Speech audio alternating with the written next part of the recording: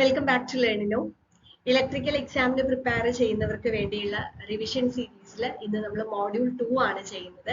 So syllabus base ചെയ്തുകൊണ്ട് നമുക്ക് module 2 പഠിക്കേണ്ട ഇമ്പോർട്ടന്റ് ആയിട്ടുള്ള പോയിന്റ്സ് ആണ് ഇന്നത്തെ ഈ ഒരു വീഡിയോയിൽ ഡിസ്കസ് ചെയ്യുന്നത്. സോ നമുക്ക് തുടങ്ങാം.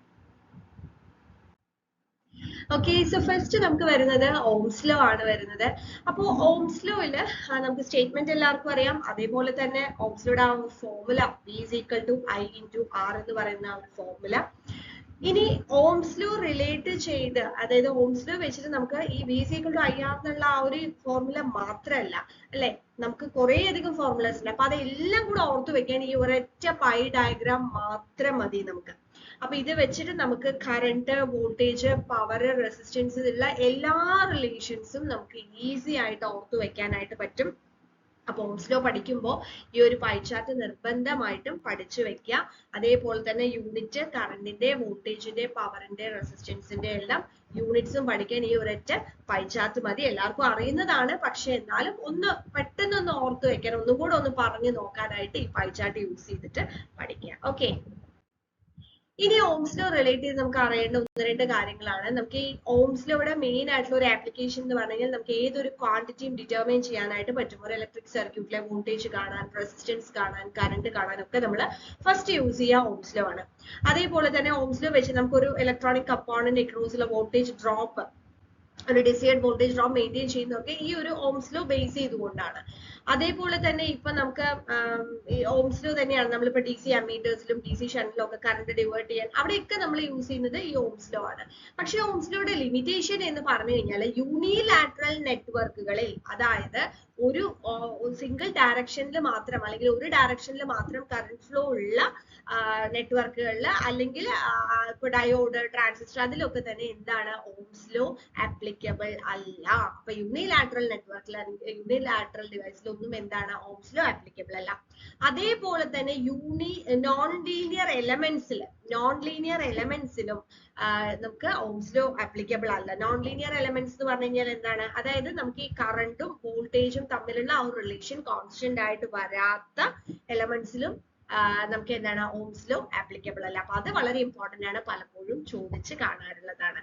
ആ രണ്ട് ലിമിറ്റേഷനും യൂണിലാറ്ററൽ നെറ്റ്വർക്കിലും നോൺ ലീനിയർ എലമെന്റ്സിലും ഓംസ് ലോ ആപ്ലിക്കബിൾ അല്ല. ഓക്കെ, നെക്സ്റ്റ് വെരി ഇമ്പോർട്ടന്റ് ആയിട്ടുള്ള ലോ ആണ് കിർച്ചോഫ്സ് ലോ. അപ്പൊ കിർച്ചോഫ്സ് ലോയിൽ നമുക്ക് KVLും പഠിക്കാനുണ്ട്, KCLും പഠിക്കാനുണ്ട്. കിർച്ചോഫ് വോൾട്ടേജ് ലോ എന്ന് പറഞ്ഞു കഴിഞ്ഞാൽ നമുക്ക് algebraic some of voltage around circuit is always zero എന്നുള്ളതാണ്. കിർച്ചോഫ് കറന്റ് ലോ എന്ന് പറഞ്ഞു കഴിഞ്ഞാൽ algebraic some of branch currents flowing into and out of A node is always zero എന്നുള്ളതാണ്. ഈ KVLും KCLും വെച്ചിട്ട് പ്രോബ്ലംസ് ചോദിച്ചു കഴിഞ്ഞാൽ നിങ്ങൾക്ക് ചെയ്യാൻ പറ്റും. ഇതിൽ ഓർത്തിരിക്കേണ്ട പോയിന്റ് എന്ന് പറയുന്നത്, കിർച്ചോഫ് വോൾട്ടേജ് ലോ എന്ന് പറയുന്നത് law of conservation of energy base ചെയ്തിട്ടാണ്. കിർച്ചോഫ് കറന്റ് ലോ എന്ന് പറയുന്നത് law of conservation of charge base ചെയ്തിട്ടുള്ളതാണ്. അത് ചിലപ്പോൾ ചോദിക്കാൻ ചാൻസ് ഉണ്ട്, അങ്ങോട്ടും ഇങ്ങോട്ടും മാറിപ്പോകരുത്. അതേപോലെ തന്നെ ഇതിൽ കിർച്ചോഫ് ഫസ്റ്റ് ലോവും സെക്കൻഡ് ലോ പലപ്പോഴും സ്റ്റുഡൻസിന് മാറിപ്പോകുന്ന ഒരു കാര്യമാണ്. KVLും KCLും എല്ലാം പഠിക്കും, പ്രോബ്ലംസ് എല്ലാം ചെയ്യും, പക്ഷെ ഇതിൽ ഫസ്റ്റ് ലോ ഏതായിരുന്നു, സെക്കൻഡ് ലോ ഏതായിരുന്നു എന്നുള്ളത് മറന്നു. അപ്പൊ കിർച്ചോഫ് ഫസ്റ്റ് ലോ എന്ന് പറയുന്നത് KCLും കിർച്ചോഫ് സെക്കൻഡ് ലോ എന്ന് പറയുന്നത് KVLും ആണ്. അത് ഓർത്ത് വെക്കാൻ ഒരു എളുപ്പ വഴി എന്താണെന്ന് വെച്ച് കഴിഞ്ഞാൽ, കിർച്ചോഫ് കറന്റ് ലോ, കറന്റ് നമ്മൾ എങ്ങനെ റെപ്രസെന്റ് ചെയ്യുക, I വെച്ചിട്ടാണ് അല്ലെ. I എന്ന് പറയുന്നത് നമ്മൾ റോമൻ ലെറ്ററിൽ 1 പോലെയല്ലേ. അപ്പൊ അത് കിർച്ചോഫ് ഫസ്റ്റ് ലോ, അങ്ങനെ ഓർത്ത് വെച്ചാൽ മതി, അപ്പൊ ഒരിക്കലും മറന്നു പോകില്ല. സോ കിർച്ചോഫ് ഫസ്റ്റ് ലോ KCLാണ്, കിർച്ചോഫ് സെക്കൻഡ് ലോ എന്ന് പറയുന്നത് KVL ആണ്. അപ്പൊ അങ്ങനെയൊക്കെ നമുക്ക് മേ ബി ക്വസ്റ്റ്യൻസ് സിമ്പിൾ ആയിരിക്കും, പക്ഷെ നമ്മള് പെട്ടെന്ന് ഒന്ന് ക്ലിക്ക് ചെയ്തതിന് ചിലപ്പോൾ അങ്ങോട്ട് അയ്യോ പെട്ടെന്ന് ഏതാ ഫസ്റ്റ് ലോ സെക്കൻഡ് ലോ എന്നുള്ളത് മറന്നു പോകാതിരിക്കാൻ വേണ്ടിയിട്ടാണ് അത് പ്രത്യേകം എടുത്തു പറഞ്ഞത്. അടുത്ത പോയിന്റ് എന്ന് പറയുന്നത് effect of temperature on resistance ആണ്. ഞാൻ ആ ഒരു മോഡ്യൂളിന്റെ ആ ഒരു ഓർഡറിൽ പറഞ്ഞു വരികയാണ്. അപ്പൊ effect of temperature on resistance എന്ന് പറഞ്ഞു കഴിഞ്ഞാൽ ഇത് കണ്ടക്ടറിലും ഇൻസുലേറ്ററിലും സെമി കണ്ടക്ടറിലും എങ്ങനെയാണെന്നുള്ളത് നമ്മൾ അറിഞ്ഞിരിക്കണം. അപ്പൊ കണ്ടക്ടറിന്റെ കേസിൽ എങ്ങനെയാന്ന് വെച്ച് കഴിഞ്ഞാൽ, ഇപ്പൊ ടെമ്പറേച്ചർ കൂടുന്നതിനനുസരിച്ചിട്ട് ടെമ്പറേച്ചർ കൂടുമ്പോൾ റെസിസ്റ്റൻസിന് എന്താ സംഭവിക്കാന്ന് വെച്ച് കഴിഞ്ഞാൽ, റെസിസ്റ്റൻസ് ഇൻക്രീസ് ചെയ്യും. അതായത് അതിവിടെ ഡയറക്ട്ലി പ്രൊപ്പോർഷണൽ ആണ്. ഓക്കെ, അപ്പൊ കണ്ടക്ടറിലെ ടെമ്പറേച്ചർ ഇൻക്രീസ് ചെയ്ത് കഴിഞ്ഞാൽ റെസിസ്റ്റൻസ് എന്താ ചെയ്യാണ്, റെസിസ്റ്റൻസ് ഇൻക്രീസ് ചെയ്യാണ്. സോ അവിടെ കറണ്ട് ഫ്ലോ ഉള്ളത് ഒരു ഡിഫിക്കൽട്ടി ഉണ്ടാവും, make it difficult for current to flow in case of conductor. അതേസമയം ഇൻസുലേറ്ററിന്റെ കേസിൽ എന്താണെന്ന് വെച്ച് കഴിഞ്ഞാൽ, ഇൻസുലേറ്ററിൽ എങ്ങനെയാണ് ഇലക്ട്രോൺസ് വളരെ ടൈറ്റ്ലി ബൗണ്ട് ആണ് അല്ലെ ന്യൂക്ലിയസിലേക്ക്. അപ്പൊ ഒരു നോർമൽ ടെമ്പറേച്ചറിൽ അത് ബ്രേക്ക് ചെയ്യാൻ ബുദ്ധിമുട്ടായിരിക്കും. പക്ഷെ നമ്മൾ ടെമ്പറേച്ചർ ഇൻക്രീസ് ചെയ്തു എന്ന് വിചാരിച്ചാൽ, അപ്പൊ ടെമ്പറേച്ചർ ഇൻക്രീസ് ചെയ്ത് കഴിഞ്ഞാൽ അല്ലെങ്കിൽ നമ്മൾ സഫീഷ്യന്റ്ലി നമ്മൾ അത് ഹീറ്റ് ചെയ്ത് കഴിഞ്ഞാൽ ആറ്റംസ് എന്ത് ചെയ്യാൻ തുടങ്ങും, വയലന്റ്ലി വൈബ്രേറ്റ് ചെയ്യാൻ തുടങ്ങും. ഓക്കെ, അപ്പൊ ഒരു ഷേക്ക് വരും. അപ്പൊ ഇവിടുത്തെ കേസിൽ ടെമ്പറേച്ചർ ഇൻക്രീസ് ചെയ്ത് കഴിഞ്ഞാൽ റെസിസ്റ്റൻസ് ഡിക്രീസ് ചെയ്യാനായിട്ട് തുടങ്ങും in case of insulator. So the resistance of insulator decreases with the increase in temperature. ആ ഒരു ഡിഫറൻസ് മനസ്സിലാക്കുക. ഇനി സെമി കണ്ടക്ടറിന്റെ കേസിലാണെങ്കിലും സെയിം തന്നെയാണ്. സെമി കണ്ടക്ടറിലാണെങ്കിലും resistance decrease with an increase in temperature. Okay, so ആ ഒരു പോയിന്റ് കണ്ടക്ടറിൽ എങ്ങനെയാണ്, ഇൻസുലേറ്ററിൽ എങ്ങനെയാണ്, സെമി കണ്ടക്ടറിൽ എങ്ങനെയാണെന്നത് മനസ്സിലാക്കി വെക്കാം. അതേപോലെ സെമി കണ്ടക്ടറിന്റെ കേസിൽ ഒരു പോയിന്റ് കൂടിയുണ്ട്. The resistance of the semi conductor decreases non linearly with increase in temperature. Non linear ആയിട്ടായിരിക്കും ആ ഒരു ഡിക്രീസ് വരിക എന്നുള്ളതും കൂടെ ഒന്ന് ഓർത്ത് വെക്കാം. ഫൈൻ.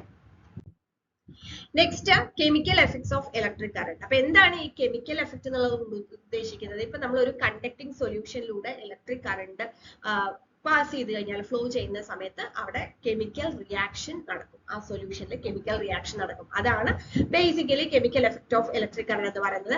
അതിന്റെ ആപ്ലിക്കേഷനിലാണ് നമുക്ക് ഇലക്ട്രോപ്ലേറ്റിംഗ് വരുന്നത്.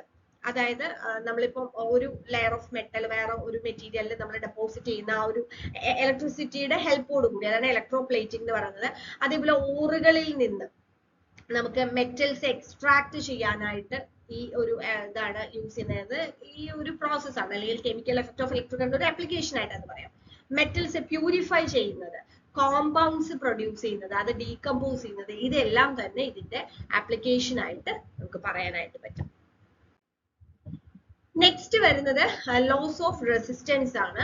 അപ്പൊ നമുക്ക് റെസിസ്റ്റൻസിന്റെ ഒരു എക്സ്പ്രഷൻ എല്ലാവർക്കും അറിയുന്നുണ്ടാവും, R=ρL/E. പക്ഷെ ആ ഒരു എക്സ്പ്രഷൻ വന്നത് എങ്ങനെയാണെന്ന് വെച്ച് കഴിഞ്ഞാൽ ഒരു 4 ലോ ഉണ്ട്. ഇത് എല്ലാവർക്കും ഫെമിലിയർ ആയിരിക്കില്ല. First law, second law, third law and fourth law. അതിൽ ഫസ്റ്റ് ലോയില് പറയുന്നത് എന്താന്ന് വെച്ച് കഴിഞ്ഞാൽ resistance of a conductor is directly proportional to the length of the material. അതായത് R പ്രൊപ്പോർഷണൽ ടു L എന്ന് പറയുന്നത് അവിടെ നിന്ന് വന്നതാണ്, ഫ്രം ഫസ്റ്റ് ലോ. രണ്ടാമത്തെ ലോയിൽ പറയുന്നത് resistance of conductor is inversely proportional to the cross sectional area of the material. അങ്ങനെയാണ് R പ്രൊപ്പോർഷണൽ ടു 1/A വന്നത്. ഇനി തേർഡ് ലോയിൽ പറയുന്നത് എന്താന്ന് വെച്ച് കഴിഞ്ഞാൽ the resistance depends on nature of material. നമ്മൾ ഉപയോഗിക്കുന്ന മെറ്റീരിയലിനെയും ഡിപ്പെൻഡ് ചെയ്യുന്നുണ്ട്. ഇപ്പൊ 2 വയർ ഡിഫറെന്റ് മെറ്റീരിയലിലാണെന്നുണ്ടെങ്കിൽ അതിപ്പോ സെയിം ലെങ്ത്തും ക്രോസ് സെക്ഷണൽ ഏരിയ ആണെന്നുണ്ടെങ്കിലും അവിടെ റെസിസ്റ്റൻസിന്റെ വാല്യൂ വ്യത്യാസം ഉണ്ടാവും. ഓക്കെ, അതാണ് തേർഡ് ലോ പറയുന്നത്. നമ്മൾ യൂസ് ചെയ്യുന്ന മെറ്റീരിയൽ, നാച്ചർ ഓഫ് ദ മെറ്റീരിയലിന്റെ റെസിസ്റ്റൻസ് ഡിപ്പെൻഡ് ചെയ്യുന്നു. ഫോർത്ത് ലോ പറയുന്നത് resistance of conductor depends on ടെമ്പറേച്ചറിനെ ഡിപ്പെൻഡ് ചെയ്യുന്നത്. അപ്പൊ ഇതാണ് 4 ലോസ്. ഇനി നമ്മൾ ഇതിൽ നിന്നാണ് നമ്മൾ ആ R=ρL/A എന്ന് പറയുന്ന എക്സ്പ്രഷൻ വന്നിട്ടുള്ളത്. അപ്പൊ അത് നോക്കാം. See here, ഈ first law, second law, third law എന്നൊക്കെയാണ് നമുക്ക് R പ്രൊപ്പോർഷണൽ ടു L/A, അതായത് അതിൽ നിന്നാണ് R=ρL/A എന്ന് പറയുന്ന എക്സ്പ്രഷൻ വന്നത്. അതായത് പ്രൊപ്പോർഷണാലിറ്റി കോൺസ്റ്റന്റ് ആയിട്ട് എടുക്കുന്ന. And that rho is known as resistivity constant, അല്ലെങ്കിൽ കോഎഫിഷ്യന്റ് ഓഫ് റെസിസ്റ്റൻസ് എന്ന് പറയുന്നത്, അല്ലെങ്കിൽ നമ്മൾ സ്പെസിഫിക് റെസിസ്റ്റൻസ് എന്നൊക്കെ പറയുന്നത്. അതിന്റെ യൂണിറ്റ് ഓംമീറ്റർ ആണ്. ഓക്കെ, അപ്പൊ ആ ഒരു പോയിന്റ് കൂടെ നോട്ട് ചെയ്ത് വെക്കാം. അടുത്ത ടോപ്പിക് സെൽസ് ആണ് അല്ലെ. ഇപ്പൊ സെൽ എന്ന് പറയുന്നത് എന്താണ്? Just A pair of metal strips. അതിനെ നമ്മൾ ഇലക്ട്രോഡ്സ് എന്ന് പറയും. അതിൽ നമ്മളൊരു കെമിക്കൽ സൊല്യൂഷൻ, അതായത് ഇലക്ട്രോലൈറ്റിൽ നമ്മൾ ഡിപ്പ് ചെയ്യുന്നത്, അതിനെയാണ് നമ്മൾ സെൽ എന്ന് പറയുന്നത്. ഇനി സെല്ല് നമുക്ക് 2 ടൈപ്പ് ഉണ്ട്. പ്രൈമറി സെല്ലും ഉണ്ട്, സെക്കൻഡറി സെല്ലും ഉണ്ട്. എന്താ ഈ പ്രൈമറി സെൽ എന്ന് പറഞ്ഞാൽ? പ്രൈമറി സെൽ എന്ന് പറഞ്ഞാൽ വൺസ് നമ്മൾ യൂസ് ചെയ്ത് കഴിഞ്ഞാൽ നമ്മൾ എന്ത് ചെയ്യാം, അത് നമ്മൾ ഡിസ്ട്രോയ് ചെയ്ത് കളയണം. ഒറ്റ പ്രാവശ്യം മാത്രം യൂസ് ചെയ്യാൻ പറ്റുന്നതിനെയാണ് നമ്മൾ പ്രൈമറി സെൽ എന്ന് പറയുന്നത്. ദാറ്റ് മീൻസ് അത് നമുക്ക് എന്ത് ചെയ്യാൻ പറ്റില്ല, റീചാർജ് ചെയ്യാനായിട്ട് പറ്റില്ല. നോൺ റീചാർജബിൾ ആയിട്ടുള്ള സെൽസിനെയാണ് നമ്മൾ പ്രൈമറി സെൽ എന്ന് പറയുന്നത്. പ്രൈമറി സെല്ല് മിക്കവാറും ഇലക്ട്രോലൈറ്റ് എന്ന് പറയുന്ന പേസ്റ്റ് ഫോമിലായിരിക്കും. ഇനി സെക്കൻഡറി സെൽ എന്ന് പറയുന്നത് എന്താണ്? നമുക്ക് റീയൂസ് ചെയ്യാൻ പറ്റുന്ന, അതായത് നമുക്ക് ചാർജ് ചെയ്യാൻ, റീചാർജ് ചെയ്യാൻ പറ്റുന്ന സെല്ലുകളെയാണ് നമ്മൾ സെക്കൻഡറി സെൽ എന്ന് പറയുന്നത്. ഇവിടെ ഇലക്ട്രോലൈറ്റ് ജനറലി അത് ലിക്വിഡ് ഫോമിലായിരിക്കും. അപ്പൊ ആ ഒരു ഡിഫറൻസ് കൃത്യമായി മനസ്സിലാക്കി തന്നെ പഠിക്കുക. ഇനി ഒരു ക്ലാസിഫിക്കേഷൻ വരുന്നതാണ് ഡ്രൈ ആൻഡ് വെറ്റ് സെൽ. അപ്പൊ നമ്മൾ നേരത്തെ പറഞ്ഞു ഇലക്ട്രോലൈറ്റ് എന്ന് പറയുന്നത് ചിലപ്പോൾ ലിക്വിഡ് ഫോമിലായിരിക്കും അല്ലെങ്കിൽ പേസ്റ്റ് ഫോമിലായിരിക്കും എന്ന് പറഞ്ഞു അല്ലെ. അപ്പോൾ ഈ ഇലക്ട്രോലൈറ്റ് പേസ്റ്റ് ഫോമിലുള്ളതിനെയാണ് നമ്മൾ ഡ്രൈ സെൽ എന്ന് പറയുന്നത്. ഇലക്ട്രോലൈറ്റ് ലിക്വിഡ് ഫോമിലുള്ള സെല്ലുകളെയാണ് നമ്മൾ വെറ്റ് സെൽ എന്ന് പറയുന്നത്. ഇനി ഈ ഡ്രൈസെല്ലിന്റെ ഒരു ടെർമിനൽസിലെ അക്രോസ് വരുന്ന വോൾട്ടേജ് അതിന്റെ ഒരു റേഞ്ച് ഉണ്ട്, അതൊന്ന് നോക്കി വെക്കണം. Voltage across terminals of dry cell 1.2 to 1.5 volt ആയിരിക്കും. ഇനി അടുത്തൊരു ഇമ്പോർട്ടന്റ് പോയിന്റ് റിഗാർഡിംഗ് ഡ്രൈസെൽ, അതായത് dry cell with zinc as negative electrode, carbon as positive electrode, with zinc chloride as electrolyte, അതിനെയാണ് നമ്മൾ സിങ്ക് കാർബൺ സെൽ അല്ലെങ്കിൽ സിങ്ക് ക്ലോറൈഡ് സെൽ എന്ന് പറയുന്നത്. Okay, അത് ചിലപ്പോൾ ക്വസ്റ്റ്യനിൽ ചോദിക്കാം. അപ്പൊ സിങ്ക് കാർബൺ സെൽ അല്ലെങ്കിൽ സിങ്ക് ക്ലോറൈഡ് സെല്ലിൽ എന്താണ് നെഗറ്റീവ് ഇലക്ട്രോഡ് വരിക, പോസിറ്റീവ് ഇലക്ട്രോഡ് വരിക, ഇലക്ട്രോലൈറ്റ് വരിക എന്നൊക്കെ മേ ബി ചോദിക്കാൻ ചാൻസ് ഉണ്ട്. ഇനി dry cell which uses alkaline solution as electrolyte, അതിനെ നമ്മൾ ആൽക്കലൈൻ സെൽസ് എന്ന് പറയുന്നു. ഓക്കെ, പിന്നെ അടുത്ത പോയിന്റ് എന്ന് പറയുന്നത് നമ്മളിപ്പം ഈ ഡ്രൈ സെൽസ് നമ്മൾ പല ഗാഡ്ജറ്റ്സിൽ ഇപ്പൊ ഫ്ലാഷ് ലൈറ്റില്, ടൈപ്പ് റെക്കോർഡറിൽ, ഇതിലൊക്കെ നമ്മൾ ഇങ്ങനെ യൂസ് ചെയ്യും അല്ലെ. അവിടെ എന്താ ആക്ച്വലി സംഭവിക്കുന്നത്? Cells convert chemical energy into അതിനെ ഇലക്ട്രിക്കൽ എനർജി ആയിട്ട് മാറ്റുകയാണ് ചെയ്യുന്നത്.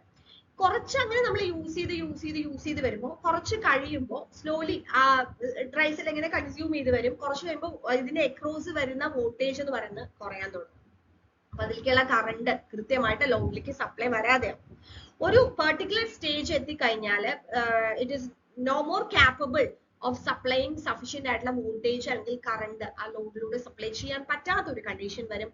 ആ ഒരു സമയത്താണ് നമ്മൾ ആ സെല്ലിനെ നമ്മൾ എന്ത് പറയുന്നത്, വീക്ക് അല്ലെങ്കിൽ ഡെഡ് സെൽ എന്ന് പറയുന്നത്. അപ്പൊ എന്താണ് ഡെഡ് സെൽ എന്നും കൂടെ ഉള്ളതൊന്ന് മനസ്സിലാക്കി വെക്കാം. പിന്നെ ഒരു തമ്പ് റൂൾ വെച്ച് നമ്മൾ എന്ത് പറയും, നമ്മളൊരു ഡ്രൈ സെൽ നമ്മൾ എപ്പോഴാണ് ഇത് യൂസ് ചെയ്യാൻ പറ്റില്ല എന്ന് പറയുന്നതെന്ന് വെച്ച് കഴിഞ്ഞാൽ അതിന് across voltage across it's terminal 75% less than rated output voltage ആവുന്ന സമയത്താണ് നമ്മൾ അതിനെ ഒരു അൺഫിറ്റ് ഫോർ യൂസ് എന്നും കൂടെ പറയുന്നത്. ഓക്കെ, അപ്പൊ ആ ഒരു പോയിന്റും കൂടെ അറിഞ്ഞിരിക്കാം. നെക്സ്റ്റ് നമുക്ക് കുറച്ച് ഇമ്പോർട്ടന്റ് ടൈപ്സ് ഓഫ് സെൽസും അതിന്റെ ആപ്ലിക്കേഷൻ ഈ ടേബിൾ വളരെ വളരെ ഇമ്പോർട്ടന്റ് ആണ്, നിങ്ങൾ അത് പഠിച്ചിരിക്കണം. നമ്മൾ സാധാരണ യൂസ് ചെയ്യുന്ന കുറച്ച് സെല്ലുകളാണ് കാർബൺ സിങ്ക്, അതിനെ നമ്മൾ ലെക്ലാഞ്ചി സെൽ എന്ന് പറയുന്നത്. പിന്നെ കാർബൺ സിങ്ക് ക്ലോറൈഡ് സെൽ ഉണ്ട്, ആൽക്കലൈൻ മാഗ്നീസ് ഡയോക്സൈഡ് സെൽ ഉണ്ട്, മെർക്യൂറിക് ഓക്സൈഡ് സെൽ ഉണ്ട്, സിൽവർ ഓക്സൈഡ് സെൽ ഉണ്ട്, നിക്കൽ കാഡ്മിയം ഉണ്ട്, ലിഥിയം മാഗ്നീസ് ഉണ്ട്. ഇതിൽ ഏതൊക്കെ പ്രൈമറി ആണ് ഏതൊക്കെ സെക്കൻഡറി ആണെന്നുള്ളത് ഫസ്റ്റ് നോട്ട് ചെയ്ത് വെക്കാം. ഇതിന്റെ നെഗറ്റീവ് ഇലക്ട്രോഡും പോസിറ്റീവ് ഇലക്ട്രോഡും ഏത് വരുന്നു, അതിന്റെ ഇലക്ട്രോലൈറ്റ് വരുന്നു. ഇത് പഠിക്കുക എന്ന് പറയുന്നത് ഫസ്റ്റ് ഒന്ന് കാണുമ്പോൾ അയ്യോ ഇതെങ്ങനെ ഇത് കംപ്ലീറ്റ് ആയിട്ട് ബൈ ഹാർട്ട് ചെയ്യും എന്നുള്ളത് ഒരു ഇത് വരും. പക്ഷെ എന്നാലും നിങ്ങൾ വായിച്ചിരിക്കുക, കാരണം ഇതുപോലുള്ള എക്സാംസിന് ഇങ്ങനെയുള്ള ക്വസ്റ്റ്യൻസ് ഒക്കെ നമുക്ക് എക്സ്പെക്ട് ചെയ്യാം. അത് പഠിച്ചില്ലെങ്കിൽ നമുക്ക് ഗസ് ചെയ്തിട്ട് പോലും ആൻസർ എഴുതാനായിട്ട് പറ്റില്ല. അതേപോലെ അതിന്റെ റേറ്റഡ് ഔട്ട്പുട്ട് വോൾട്ടേജ് ഏതൊക്കെ സൈസിൽ അവൈലബിൾ ആയിരിക്കും, മെയിൻ ആയിട്ട് അതിന് വരുന്ന ആപ്ലിക്കേഷൻസ്. ഓക്കെ, ഇപ്പൊ നമുക്ക് ലെക്ലാഞ്ചി സെൽ ആണെങ്കിൽ ഫ്ലാഷ് ലൈറ്റില്, റേഡിയോ, ടേപ്പ്, ബാറ്ററീസ് ഒന്ന് ജസ്റ്റ് ഒന്ന് വായിച്ചാൽ മതി. അപ്പൊ ഈ ഒരു ടേബിൾ ഒരു 4-5 പ്രാവശ്യം വായിച്ചു കഴിഞ്ഞാൽ നിങ്ങളുടെ മനസ്സിൽ ഇരിക്കാവുന്ന ഒരു കാര്യമുള്ളൂ. അപ്പൊ ഈ ടേബിൾ വളരെ വളരെ ഇമ്പോർട്ടന്റ് ആണ്. നെക്സ്റ്റ് നമ്മള് ബാറ്ററി. അപ്പൊ എന്താ സെല്ലും ബാറ്ററിയും തമ്മിലുള്ള ഒരു ഡിഫറൻസ് എല്ലാവർക്കും അറിയാം. നമ്മൾ പലപ്പോഴും സെല്ലിന് പകരം നമ്മൾ ബാറ്ററിന്ന് യൂസ് ചെയ്യുന്ന ആളുകളുണ്ട്. പക്ഷെ നമ്മൾ എഞ്ചിനീയറിംഗ് ഒക്കെ പഠിച്ചവർ ഒരിക്കലും അങ്ങനെ പറയരുത്. അപ്പൊ നമുക്കറിയാം ഒരു single unit of electro chemical generator ആണ് നമ്മൾ സെൽ എന്ന് പറയാം. അതിന്റെ കോമ്പിനേഷനെയാണ് എപ്പോഴും നമ്മൾ ബാറ്ററി എന്ന് പറയുന്നത് അല്ലെ. അപ്പൊ ഇവിടെ നമുക്ക് പ്രൈമറി ബാറ്ററി, സെക്കൻഡറി ബാറ്ററി ഉണ്ട്. അപ്പൊ സെക്കൻഡറി ബാറ്ററി നമ്മൾ പ്രൈമറി സെല്ലും സെക്കൻഡറി സെല്ലും ഡിഫറൻസ് പറഞ്ഞതുപോലെ തന്നെയാണ് ഇവിടെയും വരുന്നത്. പിന്നെ ഒരു term the process of discharging and recharging, അതിനെയാണ് സൈക്ലിംഗ് ഓഫ് സെൽസ് എന്ന് പറയുന്നത്. ഒന്ന് പ്രത്യേകം ശ്രദ്ധിക്കാം. മോസ്റ്റ് കോമൺലി യൂസ് ചെയ്യുന്ന ഒരു സെക്കൻഡറി സെല്ലാണ് ലെഡ് ആസിഡ് സെൽ എന്ന് പറയുന്നത്.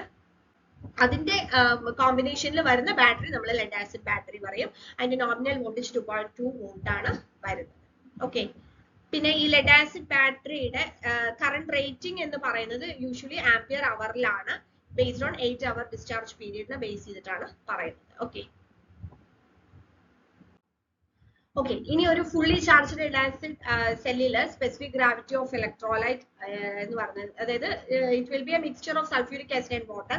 അത് 1.28 ആയിരിക്കും at room temperature of 70 to 80 degree Fahrenheit. ഇനി ഇലക്ട്രോലൈറ്റിന്റെ സ്പെസിഫിക് ഗ്രാവിറ്റി മെഷർ ചെയ്യുന്നത് ബാറ്ററി ഹൈഡ്രോമീറ്റർ യൂസ് ചെയ്തിട്ടാണ്, അതൊന്ന് ഓർത്ത് വെക്കാം. പിന്നെ വേറൊരു സെല്ലാണ് നിക്കൽ കാഡ്മിയം സെൽ, അതിന്റെ nominal output voltage 1.25 volt per സെല്ലാണ്. അപ്പൊ ആ പോയിന്റ്സ് കൂടെ ഒന്ന് നോട്ട് ചെയ്ത് വെക്കാം. അടുത്തത് സെൽസിന്റെ ഗ്രൂപ്പിംഗ് ആണ്. സെൽസ് നമുക്ക് സീരീസ് ആയിട്ടും പാരലൽ ആയിട്ടും മിക്സഡ് ആയിട്ടും ഗ്രൂപ്പ് ചെയ്യാൻ പറ്റും. അപ്പൊ ആ സമയത്ത് അതിന്റെ വോൾട്ടേജ് കറണ്ട് ആ ഒരു റിലേഷൻഷിപ്പ് ഒന്ന് പഠിക്കാൻ വേണ്ടിയിട്ടാണ്. അപ്പൊ ഒന്ന് പെട്ടെന്ന് നോക്കാം. ഇപ്പൊ സെൽസ് നമ്മൾ സീരീസ് ആയിട്ട് കണക്ട് ചെയ്ത് കഴിഞ്ഞാൽ ഇപ്പൊ നമ്മളൊരു n ഐഡന്റിക്കൽ സെൽസ് ഓരോന്നിന്റെ EMF E ആണെന്ന് വിചാരിക്കുക, അതിന്റെ ഇന്റേണൽ റെസിസ്റ്റൻസ് R, അത് സീരീസ് ആയിട്ട് കണക്ട് ചെയ്തിരിക്കുകയാണ്. ക്യാപിറ്റൽ R എന്ന് പറയുന്നത് എക്സ്റ്റേണൽ റെസിസ്റ്റൻസ് ആണെങ്കിൽ total EMF of the combination എന്ന് പറയുന്നത് small n into capital E. Effective internal resistance എന്ന് പറയുന്നത് സ്മോൾ n ഇൻറ്റു R ആയിരിക്കും. അപ്പൊ ടോട്ടൽ റെസിസ്റ്റൻസ് എന്തായിരിക്കും? R പ്ലസ് NR എന്ന് വരും. ഓക്കെ, ഇതെല്ലാം എല്ലാം റെസിസ്റ്റൻസ് സെയിം വാല്യൂ ആണെന്ന് എടുക്കുന്ന കേസിലാണ്. അപ്പൊ എക്സ്റ്റേണൽ റെസിസ്റ്റൻസിലുള്ള കറണ്ട് എന്ന് പറഞ്ഞാൽ I is equal to NE divided by R plus NR എന്ന് വരും. ഇപ്പോ ഈ ക്യാപിറ്റൽ ആർ എക്സ്റ്റേണൽ റെസിസ്റ്റൻസിന്റെ value very very less than NR ആണെങ്കിൽ then I is equal to E by R എന്ന് എഴുതാം, current from one cell, and R very very greater than NR ആണെങ്കിൽ I is equal to NE by capital R എന്ന് വരും. വളരെ basic ആയിട്ടുള്ള കാര്യമാണ്, just ഒന്ന് അറിയാൻ വേണ്ടി പറഞ്ഞു. ഇനി പാരലൽ ആയിട്ടാണ് കണക്ട് ചെയ്യുന്നതെന്നുണ്ടെങ്കിൽ n ഐഡന്റിക്കൽ സെൽസ് നമ്മൾ പാരലൽ ആയിട്ട് കണക്ട് ചെയ്ത് കഴിഞ്ഞാൽ ടോട്ടൽ EMF E ആയിരിക്കും, എല്ലാത്തിലും സെയിം ആയിരിക്കും. Effective internal resistance R by N ആവും, total resistance in the circuit capital R plus R by N ആവും, എക്സ്റ്റേണൽ റെസിസ്റ്റൻസിലുള്ള current I is equal to capital E by capital R plus small r divided by N. Same ഇവിടെ R very greater than R by N ആണെന്നുണ്ടെങ്കിൽ I is equal to E by R എന്ന് വരും. ഇനി capital R എന്ന് പറഞ്ഞ വളരെ ചെറിയ value ആണെന്നുണ്ടെങ്കിൽ then I is equal to NE by R എന്നുള്ള ഒരു റിലേഷൻഷിപ്പിലേക്കും വരും. ഓക്കെ, അപ്പൊ ഇത്രയും കാര്യങ്ങളാണ് ഇവിടെ അറിഞ്ഞിരിക്കേണ്ടത്. നെക്സ്റ്റ് മിക്സഡ് ഗ്രൂപ്പിംഗ് ആണ്, അതായത് സീരീസ് ആയിട്ടും പാരലൽ ആയിട്ടും വരുന്ന സമയത്ത്. അപ്പൊ ഇവിടെ നമ്മൾ n ഐഡന്റിക്കൽ സെൽസ് ഒരു റോയില് കണക്ട് ചെയ്തിരിക്കാൻ row and such m rows ആണ് നമുക്ക് അതിനെ പാരലൽ ആയിട്ടും കണക്ട് ചെയ്തിട്ടുണ്ട് എന്ന് വിചാരിക്കാം. അങ്ങനെ ഒരു കേസ് ആണ് ഇവിടെ ഉദ്ദേശിക്കുന്നത്. അപ്പൊ equivalent EMF of the combination എന്ന് പറയുന്നത് small n into capital E വരും. ഇക്വാലന്റ് ഇന്റേണൽ റെസിസ്റ്റൻസ് എന്ന് പറയുന്നത് NR by M വരും. M അത്രയും റോസ് ആണ് ഉദ്ദേശിക്കുന്നത്. Total resistance capital R plus NR by M എന്ന് വരും. And external resistance നുള്ള current I is equal to NE by R plus NR by M. Okay, so that's mixed grouping. Next നമ്മൾ സെല്ലിന്റെ care and maintenance ആണ്. അപ്പൊ നമുക്കറിയാം primary battery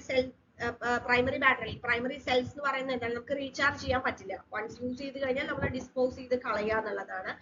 ഈ സെല്ലുകളെ എപ്പോഴും നമ്മൾ എക്സാമിൻ ചെയ്തുകൊണ്ടിരിക്കണം, അതിന്റെ ലൈഫ്. ഓക്കെ, അപ്പൊ ലീക്കേജ് എന്തെങ്കിലും ഉണ്ടോ, ഫിസിക്കൽ ഡിഫോർമേഷൻ എന്തെങ്കിലും ഉണ്ടോ എന്നുള്ളതൊക്കെ നമ്മൾ കറക്റ്റ് ആയിട്ട് ചെക്ക് ചെയ്യണം. പിന്നെ അതേപോലെ തന്നെ ഇപ്പൊ സെക്കൻഡറി ബാറ്ററി ആണെന്നുണ്ടെങ്കിൽ നമ്മൾ പീരിയോഡിക്കലി അത് ചെക്ക് ചെയ്യണം. ചാർജിങ് ആൻഡ് ഡിസ്ചാർജിങ് കണ്ടീഷൻ നമ്മളത് ചെക്ക് ചെയ്യാൻ വേണം. കാരണം ബാറ്ററിയുടെ ഏജിങ് അല്ലെങ്കിൽ ആയിട്ടുള്ളതോ അല്ലെങ്കിൽ പ്രോപ്പർ ആയിട്ട് നമുക്ക് യൂസ് ചെയ്യാൻ പറ്റാത്തോ ഫിസിക്കൽ ഡിഫോർമേഷൻ ഉള്ളതോ ഒന്നും നമ്മൾ എന്തെങ്കിലും ഒരു സർക്യൂട്ടിലേക്കോ എക്യുപ്മെന്റിലോ നമ്മൾ യൂസ് ചെയ്യാനായിട്ട് പാടില്ല. പിന്നെ എക്സസീവ് ഓവർ ചാർജിങ് വന്നാലും ലീക്കേജ് ഉണ്ടാവും ഇലക്ട്രോലൈറ്റ്, അല്ലെങ്കിൽ അത് സെല്ല് ഡിഫോർമേഷൻ സംഭവിക്കാനും സാധ്യതയുണ്ട്. ഓക്കെ, അടുത്തൊരു ടേം ബക്ലിംഗ് ആണ്. അതൊരു ബാറ്ററി ഡിഫക്റ്റ് ആണ്. ലൈക്ക് ഇപ്പൊ നമ്മൾ ഒരു ബാറ്ററി പ്ലേറ്റ്സിൽ വരുന്ന ബെൻഡിങ്, ആ പ്ലേറ്റ്സിന്റെ ബെൻഡിങ് ആണ് നമ്മൾ ആക്ച്വലി ബക്ലിംഗ് എന്ന് പറഞ്ഞ. ഏജിങ് കാരണം, സൾഫേഷൻ കാരണം ഒക്കെ ബക്ലിംഗ് ഉണ്ടാവും. അതേപോലെ ഇപ്പൊ ലെഡ് ആസിഡ് സെല്ലിന്റെ കേസിലാണെങ്കിൽ ഇപ്പൊ നമ്മൾ അതിന്റെ charging discharging at very high current, normal റേറ്റിനേക്കാൾ കൂടുതൽ ഹൈ കറണ്ടിൽ അത് ചെയ്ത് കഴിഞ്ഞാൽ ഇതേപോലെ ബക്ലിംഗ് ഉണ്ടാവാനുള്ള ചാൻസ് ഉണ്ട്. Okay, so that is A battery defect ആയിട്ട് നമ്മൾ പറയുന്നതാണ്. ഓക്കെ, അപ്പൊ ഇത്രയും ആണ് നമുക്ക് ഈ ഒരു മോഡ്യൂളിലെ മെയിൻ ആയിട്ടുള്ള പോയിന്റ്സ് വരുന്നത്. നമ്മൾ ഡീറ്റെയിൽഡ് ആയിട്ട് നമ്മൾ ഇതിന്റെ എല്ലാം ക്ലാസ്സുകൾ നമ്മൾ എടുത്തിട്ടുള്ളതാണ്. അപ്പൊ ആസ് എ റിവിഷൻ നമ്മൾ എല്ലാ പോർഷൻസും ഒരുമിച്ച് ഒന്ന് നോക്കിയതാണ്. അപ്പൊ ഇതുപോലെ നമ്മൾ എല്ലാ മോഡ്യൂൾസിന്റെയും റിവിഷൻ ചെയ്യുന്നുണ്ട്. അപ്പൊ നിങ്ങൾക്ക് ഫൈനൽ റിവിഷന് ഈ വീഡിയോസ് വളരെയധികം യൂസ്ഫുൾ ആയിരിക്കും. Thank you.